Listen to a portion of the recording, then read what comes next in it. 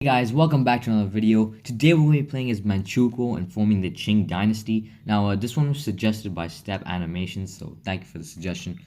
Anyways, we start off by invading Menjiang. First of all, I didn't waste no time with these small nations, and even right after that, I don't waste any time in attacking Mongolia. But turns out, I realized that China was friendly with them, and I didn't want to piss off China right as of now. And so I got China to declare war on them, not because I wanted aid or anything, but mainly was because this thing.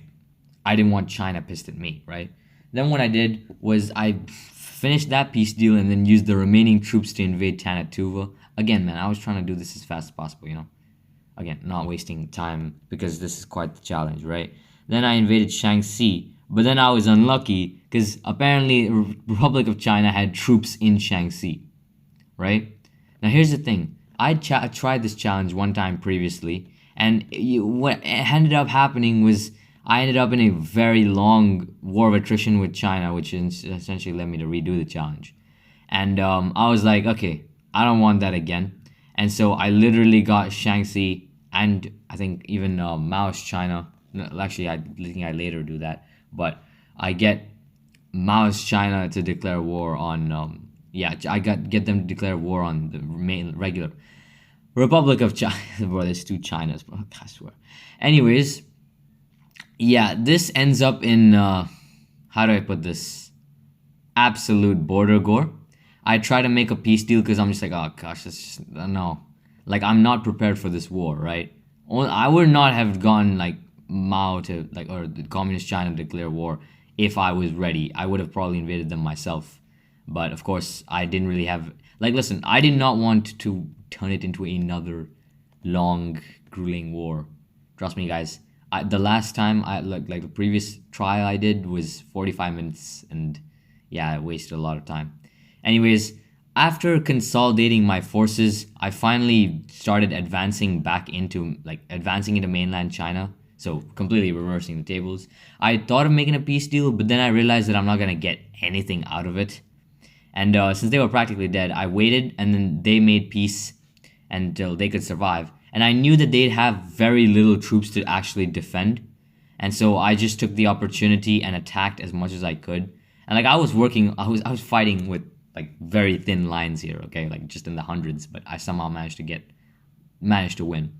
And I took a chunk of territory. Wasn't that big, there's not much to show for that war, but whatever, man. It's something at least. Right after that, I move on to invade Mongolia because, finish the job in terms of invading Mongolia.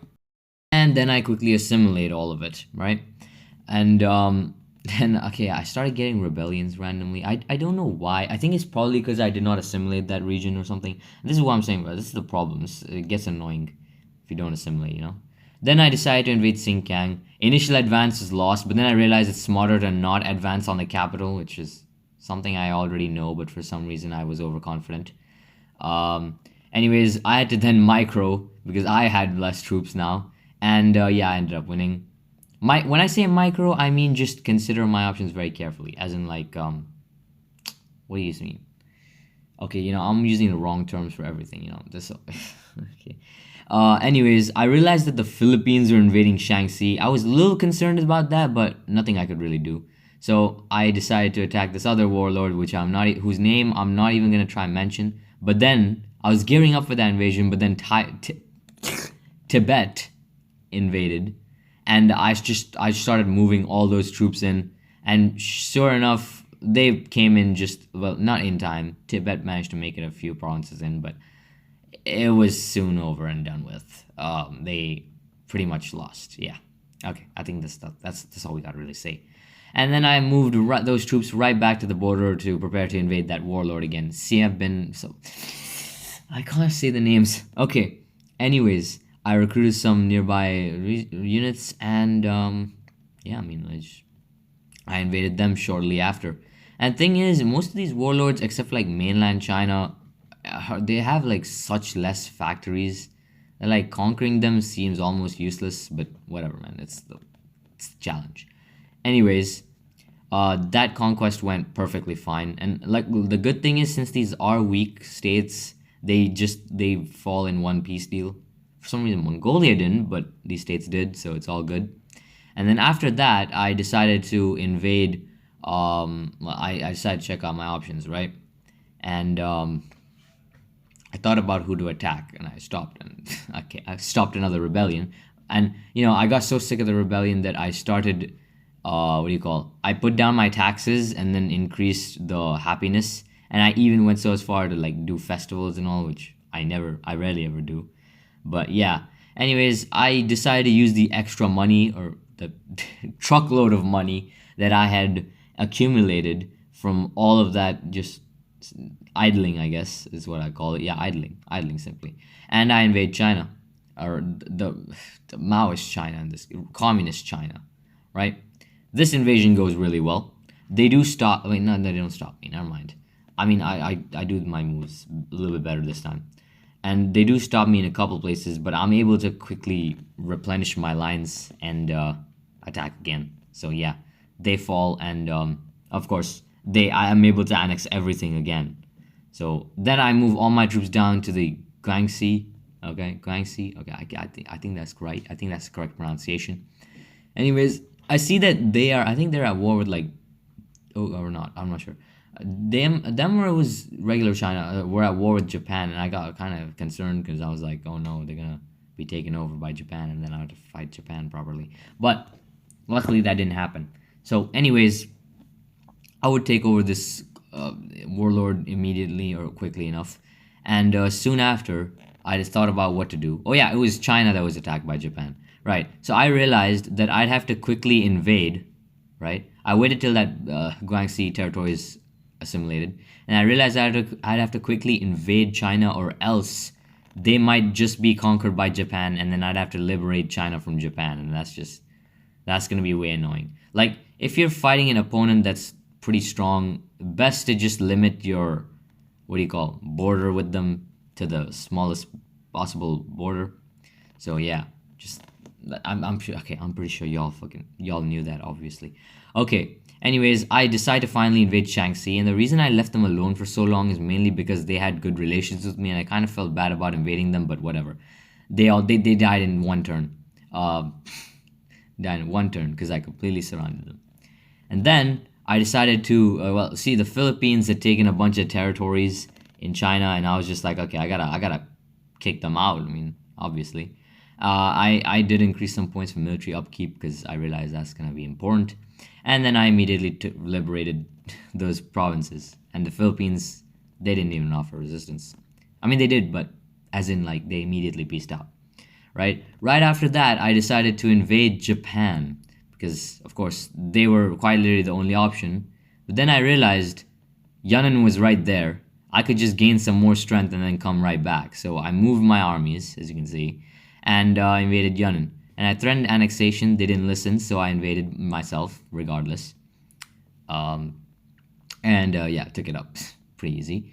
I know you might notice that one state is outside of the formable territory, and I apologize for that. That was a mistake on my part, but yeah. And then I realized that the British Raj had a territory, and I was wondering what it was. And then I realized it's Macau, because they'd seemingly had been at war with Portugal and taken it from them. So I was like, oh shit, I'm gonna have to fight all that now. And then I stopped. I stopped playing because not stop playing as in like for the day. I literally left, and I looked around right during this time. I looked around to see if there any possible way I can try to win. Are they at war with anyone, or are they distracted, or anything like that? I looked, but no, could not find anything. So I continued my gameplay the next day, or today really, because I was playing yesterday and then I stopped because I got late. Anyways, I started off by deciding to invade Japan because I realized British Raj is going to be impossible to attack. I scoped it out again, but again, like, it's not possible. And so then what I did was I realized the only way that I'm beating the British Raj is by like getting other countries to declare war on them. I know, I don't, okay, listen. I even got a comment saying not to use this strategy, and I know, it's not even a strategy, it's just cheap, right? But in this case, there's no way for me to win. They have like twice the factory count, and like say for example I did go to war with them, I'm most likely losing. Like I'm definitely getting my ass whooped if I did go to war with them normally. So yeah, like legit, like even if I took the territories from Japan, I wouldn't be strong enough, and I can't just take other countries because that's not part of the challenge. So I'm kind of stuck there, you know. I mean, I do it again also, and I'm gonna try limit that as much as I can, because I know it's annoying, and it's not exactly the best way to play this game, but yeah, okay, that's why I'm explaining myself. All right. Anyways, I invade Japan, and of course the main the main focus is Korea, right? Because Korea is the only place I can really land invade, and of course I take over their territories in like mainland China, the few peninsulas they held, and of course I take over the island of Taiwan because they start off the game with that, right? And so I try to take all provinces, it doesn't let me, so I realize that I'm gonna have to take over all of Korea to do this. This goes pretty, I mean, yeah, as you can see, okay, they actually put up a pretty good resistance, but then of course I shifted some troops in, like, you know, to consolidate and all that, and it worked, and soon enough I made peace. But I realized that I forgot to take the south side of the Sakhalin island, and I got kind of annoyed, but I got kind of annoyed, right? But anyways, what can I do? So I decided to prepare for the invasion of the Soviet Union now, because I needed to take their Far East territories. And yeah, this is where, again, I use that dreaded strategy. Oh, well, I'm not gonna... Okay, well, I'll say it right now, because well, what you guys are seeing is the troops organizing and all that. But then basically what I do is I get the European nations on the other side of the world to declare war on the Soviet Union. I know, again, it's not the best way to do this, but okay, look at it from this perspective, okay? Soviet Union, again, they're even stronger than the British Raj. I'm going to die if I fight them head on, and I can't do anything but fight them, so yeah. Anyways, the long invasion of the Soviet Union begins, and this is why the video is 18 minutes and not like slightly shorter. By the way, this is sped up by 4 times. The total recording, actual recording, ended up being about 71 minutes, so 1 hour and 11 minutes, yeah. Anyways, that's besides the point.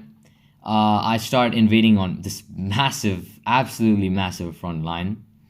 Yeah, okay. And then, see, I quickly take over the territories I need, and also I leave, like, I don't push too far on like that side of things, because I realize that when the peace deal comes, I'm gonna have to, you know, get the borders right. So I decide to keep to that border for now. But then I keep pushing elsewhere because, well, I wanna, well, for the star points, of course, that's the main reason. And so even after all that territorial acquisitions from the Soviet Union, acquisitions is the wrong word. Acquisitions is a light term, but I try to make peace deals with them over and over again, and this time they actually attack back, okay? Because keep in mind that's what shocked me, actually, because I was like, oh, they gotta be distracted with all of Europe fighting them, but no, they're literally still there. They can still spare troops, which is something that says a lot, okay? Anyways, I decide to, like, okay, this is the time is now, and then I start pushing. I try to make a peace deal again, but it doesn't work, alas. And I just try to push everywhere else while I start like pulling in extra troops, because I'm out of money, right? I went into debt to finance this war, and I realized that if I don't plug up that gap, they're gonna push even further. So I start pulling in units and trying to like properly defend, even though I have a feeling that their numbers are superior to mine. My army at this point is about maybe 40,000 strong, the total, and it's spread over this massive front. And the thing is, the front that they're attacking from, which is like in Central Asia, is the front that I reinforced the least. So I was panicking, okay? And like I tried not to advance, I tried not to be like too aggressive there, because I realized that I'm gonna die. And then since the British Raj were fighting the Soviet Union too, They were like, well, they were pushing back, but then even still, like even with the British Raj right there, bro, they still pushed into my territory, right? You know what? And you know what? That's fine. That's fine. I want at least a little like a challenge or something, because I feel like if I just advance cheaply, like that's not interesting. It's not interesting to watch for you guys especially. Okay, I know that's not what you want to see. What you want to see is proper fighting. So yeah, let it happen. Anyways, I look at the Soviet Union, but the state of the Soviet Union is bad. I get even more annoyed, and like I even get Albania to declare war for some reason.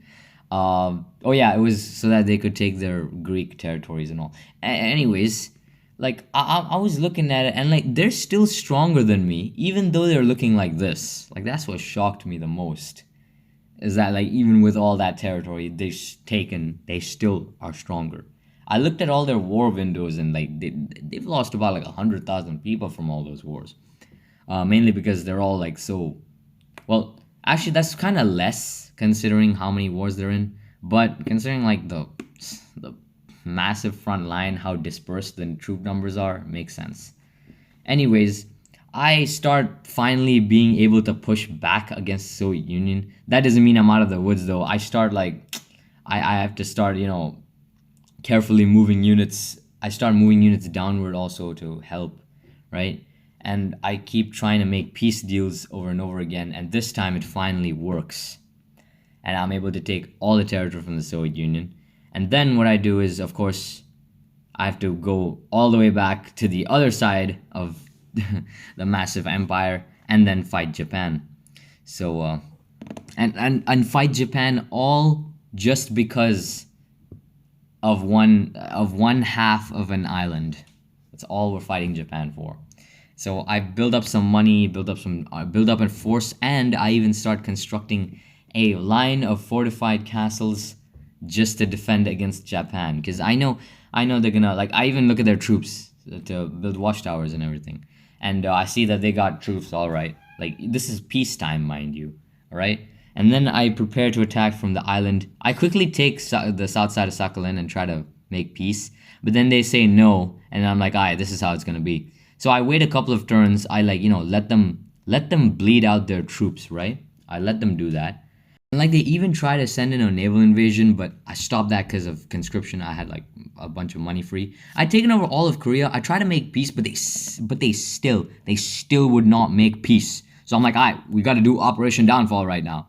I've gathered up an army of people and I sent them all to Kyushu, all right? And then this naval invasion is all big and like D-Day right here, okay? And then these guys pull up with like 16,000 troops on each army, and I'm just like, holy shit, what the hell? And then and then they I freak out. I start like recruiting troops to reinforce, right? I try to push as much as I can for the time being, and like I knew, okay, those troops get demolished right there. Okay, they get demolished. And what I instead do is I put 10,000 troops between me and Japan as a defense until I can make more money. And then I once again just decide to try and make a peace deal, and this time it works. And finally we form the Qing Dynasty. Thank you guys for watching. I'll see you guys next time. Bye-bye.